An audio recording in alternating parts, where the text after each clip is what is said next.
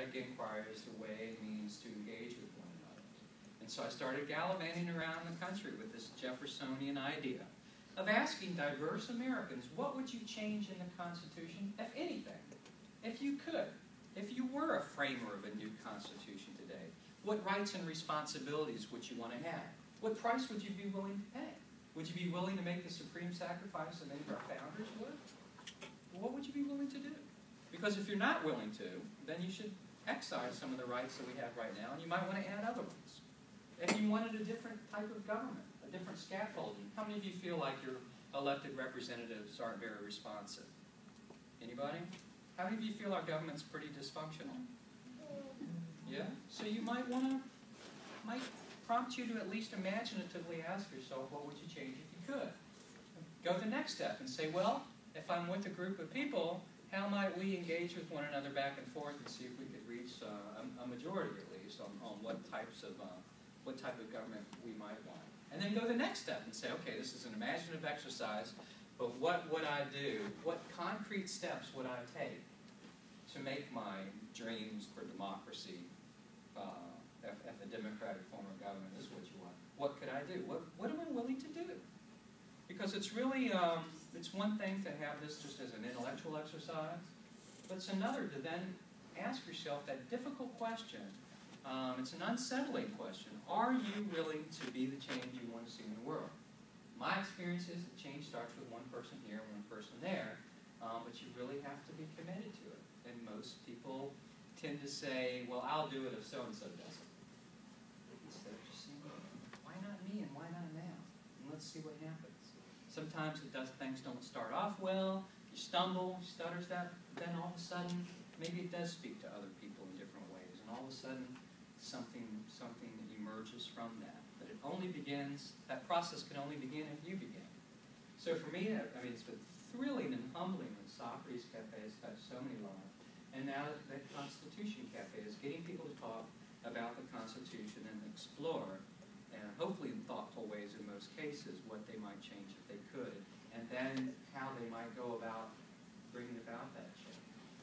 My goal is the same as with Socrates Cafe. I hope that people will start ongoing groups. My experience is that it's typically young people who are the best at taking the ball and running with things once something speaks to them.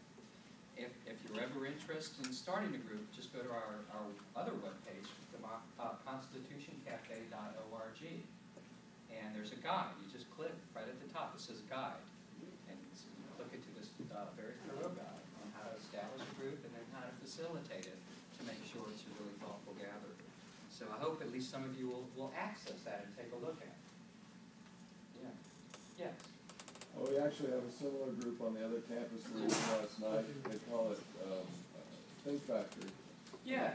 I've gotten emails from them actually over the years. Last month we discussed political cynicism and how it relates to social contract. But the guys that run it over there are the philosophy department. Yeah. So the fourth Thursday of every month you can do Think Factory. So anyway, so most of you read my book. I would like to ask you now, were there any sections of the book, any discussions about the Constitution that you particularly liked?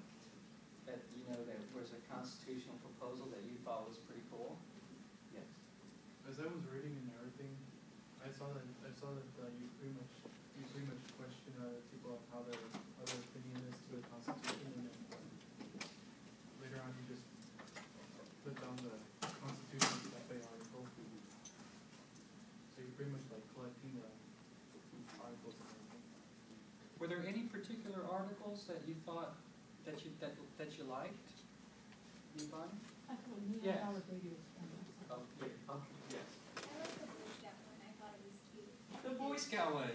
It was cute. That was my favorite because it was so nice to see, like, pure minds, not affected by anything, kind of talk about how they think a president should be and what qualities he should possess out of that. What's your name? Elise. Elise? How many of you read that section on the Boy Scouts and how they would change? Yeah, I actually had a number of dialogues with Boy Scouts, and I incorporated into one. We got together and we were examining the part of the Constitution that says, that stipulates the criteria for how you can become president. Do you know what the existing criteria are? How old do you have to be? 35 years of age. 35 years of age, so I got that. And that's, You must be a natural born citizen. And how many years do you have to fight? 14 years in the U.S. on U.S. soil. So natural born citizen, 14 years and 35 years of age.